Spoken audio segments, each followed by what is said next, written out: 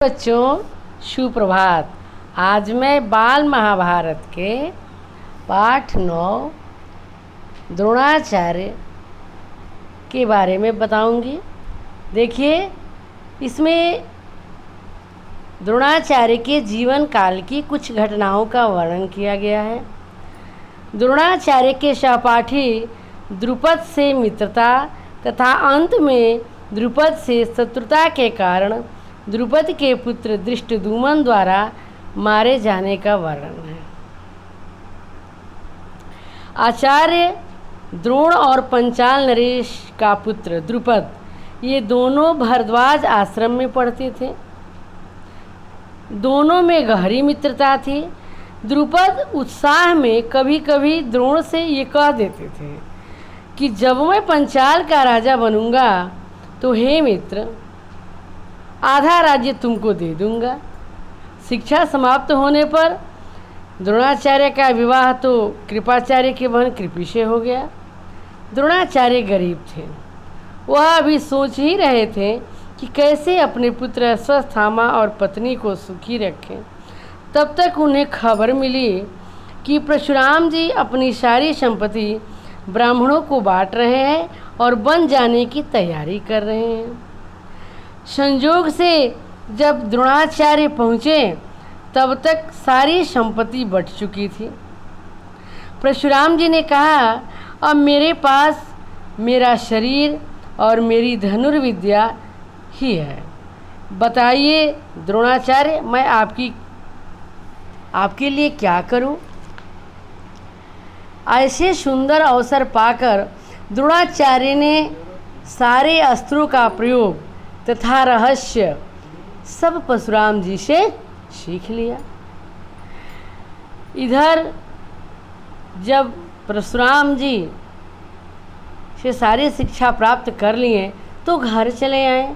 घर आने पर जब द्रोण को पता चला कि मेरा मित्र द्रुपद राजा बन गया है, तो बाल्यावस्था के वादा को याद दिलाने के लिए द्रोण द्रुपद के पास पंचाल पहुँचे और बोले, हे मित्र द्रुपद, मुझे पहचानते हो? मैं तुम्हारे बचपन का मित्र द्रोण हूँ। यह बात सुनकर द्रुपद गुस्सा होकर बोले, बचपना के आधार पर तुम मुझसे मित्रता का दावा करते हो? द्रुपद के अहंकार भरे वचन को सुनकर द्रोणाचार्य ने यह निश्चय किया कि मैं इस अभिमानी राजा द्रुपद को अवश्य सबक सिखाऊंगा। और इतना निश्चय करके वह हस्तिनापुर चले आए।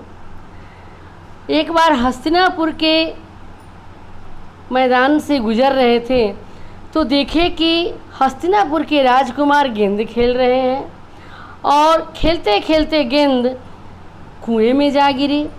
राजकुमार के कहने से द्रोणाचार्य सीख द्वारा गेंद को बाहर निकाल दिए।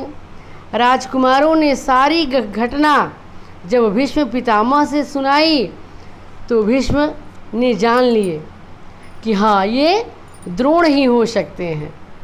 अब धनुर्विद्या सिखाने के लिए द्रोणाचार्य को ही उन्होंने गुरु नियुक्त कर दिया।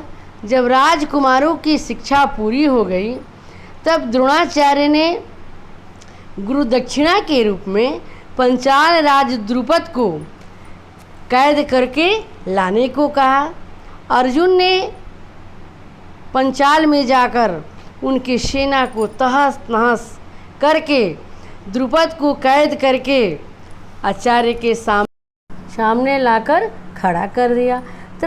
तब द्रोणाचार्य ने द्रुपद को उनकी बात याद दिलाते हुए कहा कि मित्र, तुमने तो कहा था कि राजा ही राजा के साथ मित्रता कर सकता है। इसी कारण तुमसे युद्ध करके तुम्हारा राज्य मुझे छीनना पड़ा, परंतु मैं आज भी तुम्हें अपना मित्र मानता हूँ, इसलिए आधा राज्य लौटा देता हूँ।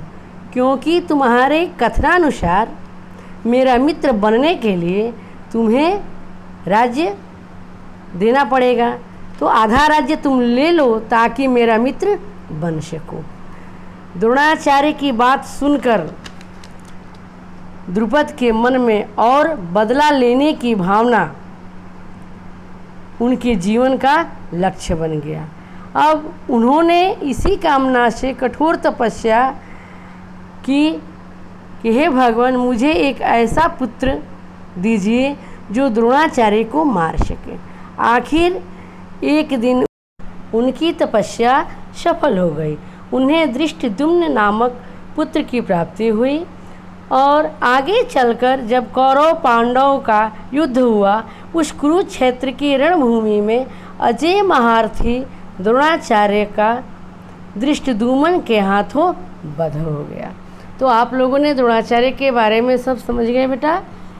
अब ध्यान से इस वीडियो को देखिएगा और इससे संबंधित कुछ प्रश्न दिए जा रहे हैं जिनको गृह कार्य में आप करके कापी अवश्य चेक करा लीजिएगा। इति शुभम।